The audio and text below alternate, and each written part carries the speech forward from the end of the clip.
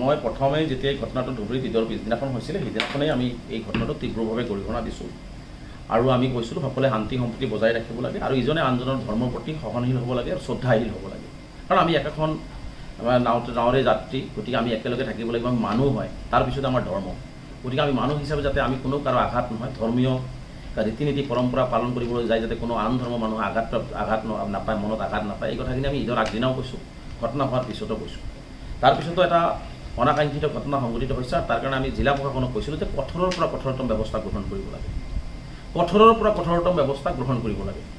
কাৰণ তাত জিলা আয়ুক্ত যি ধুবুৰী টাউনত জিলা আয়ুক্তগৰাকী ধুবুৰী টাউনত থাকে SP গৰাকী ধুবুৰী টাউনত থাকে গতিকে মই ভাবোঁ যে ল এণ্ড অৰ্ডাৰ চিটুৱেশ্যনটো কেনেকৈ বেয়াৰ ফালে গতি কৰে এইটোহে প্ৰশ্ন আচলতে আমাৰ হয় আৰু গতিকে এই ঘটনাটোক সেইকাৰণে মই তীব্ৰভাৱে নিন্দা কৰিছোঁ আৰু মুখ্যমন্ত্ৰী ডাঙৰীয়া আজি গৈছে ভাল কথা মই বিচাৰোঁ যে এনেকুৱা ঘটনা য'ত সাম্প্ৰদায়িক কথা বাৰ্তাবিলাক থাকে মই ভাবোঁ যে ৰাজ্যখনৰ মুখ্যমন্ত্ৰী যোৱাটো উচিত যাই পেলাই দুটা পক্ষৰ কথা হৈ আছে দুয়োপক্ষৰ মানুহক লৈ আলাপ আলোচনাৰ জৰিয়তে সমস্যাটোৰ সমাধানটো কৰাৰ দৰকাৰ আৰু যোনে অপৰাধ কৰিছে যোনে অপৰাধী তাৰ বিৰুদ্ধে কঠোৰৰ পৰা কঠোৰতম ব্যৱস্থা গ্ৰহণ কৰক আমাৰ আমচুৰ সহযোগিতা থাকিব গতিকে ইয়াত সেইকাৰণে মুখ্যমন্ত্ৰী ডাঙৰ আৰু দুটা কথা ভয়ানক কথা মুখ্যমন্ত্ৰী ডাঙৰীয়া প্ৰেছ মিটত মই চাইছোঁ যে মুখ্যমন্ত্ৰীয়ে কৈছে যে তাত বাংলা লিখি পোষ্টাৰিং কৰা হৈছে যদি বাংলা লিখি ধুবুৰীত পোষ্টাৰিং কৰিছে দেশ এইটো মই ভাবোঁ যে দেশখনৰ কাৰণে ৰাজ্যখনৰ কাৰণে সাৰ্বভৌমত্বৰ প্ৰতি ভাবুকি গতিকে এই ঘটনাটোক লগতে এই গোমাংসক লৈ যিটো ধৰণে সজাই বা বঙাইগাঁৱতো মছজিদত এনেকুৱা ধৰণৰ অনুৰূপ এটা ঘটনা সংঘটিত হৈছে গতিকে এইবিলাক আচলতে গৰিহণাৰ যোগ্য মই ভাবোঁ যে মুখ্যমন্ত্ৰী ডাঙৰীয়াই আৰু যিহেতু তাতে পোষ্টাৰিং হৈছে আমাৰ ৰাজ্যখনত যিহেতু বৰ্ডাৰ এৰিয়া বাংলাদেশ হয় গতিকে আমাৰ ইয়াত আহি কোনে পোষ্টাৰিং কৰিলে আৰু মানে য'ত জিলা আয়ুক্ত SP গৰাকী সেই টাউনত থাকে সেই পোষ্টাৰিং কৰাৰ বিষয়টো পুলিচে গম নাপালে গতিকে মই ভাবোঁ যে অসম পুলিচৰ মানে যে তেওঁলোকৰ যি তদন্ত হ'ব সেই তদন্ত কি হ'ব এইটো আমি আশা কৰিব নোৱাৰোঁ গতিকে মই মুখ্যমন্ত্ৰী ডাঙৰীয়াক কৈছোঁ যে ঈদৰ পিছদিনাখনৰ পৰা যিখিনি ঘটনা সংঘটিত হৈছে সম্পূৰ্ণ এটা CBI ইনকুৱাৰী দিয়া হওক CBI ইনকুৱাৰী দি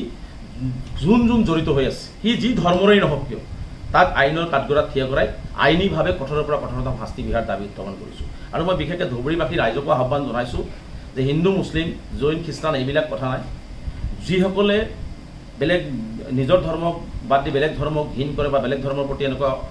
অশ্লীল মন্তব্য বা এনেকুৱা ধৰণৰ কুকৰ্মবিলাক কৰে মই ভাবোঁ যে তাত সকলোৱে ওলাই আহি সেই অপৰাধীসকলৰ বিৰুদ্ধে মাৰবান্ধি থিয় হ'ব লাগে আৰু অপৰাধীসকলৰ বিৰুদ্ধে যেতিয়ালৈকে আমি মাৰবান্ধি থিয় হ'ব নোৱাৰিম অপৰাধী এনেকুৱা ধৰণৰ অপৰাধ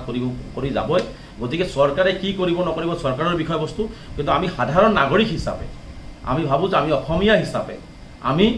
প্ৰতিজন মানুহৰ যাতে ধৰ্মীয় ৰীতি নীতি পৰম্পৰা সুৰক্ষিত হৈ থাকে যাতে কোনো আঘাত নহয় বা এই ধৰ্মীয় আৱেগ অনুভূতিক লৈ যাতে সংঘাত নহয় তাৰ কাৰণে মই ভাবোঁ যে সৰ্বসাধাৰণৰ ৰাইজ ওলাই আহি এইবিলাক সমস্যা সমাধান কৰাৰ কাৰণে মই আহ্বান জনাইছোঁ কাৰণ এইবিলাক লৈ যাতে আৰু মই বিশেষকৈ অনুৰোধ জনাইছোঁ এইবিলাক লৈ ৰাজনীতি কৰিব নালাগে আৰু অপৰাধীক শাস্তি দিব যাওঁতে যাতে কোনো নিৰহী মানুহ হাৰাশাস্তিৰ সন্মুখীন নহয় কাৰণ মুখ্যমন্ত্ৰী যি ধৰণে কৈছে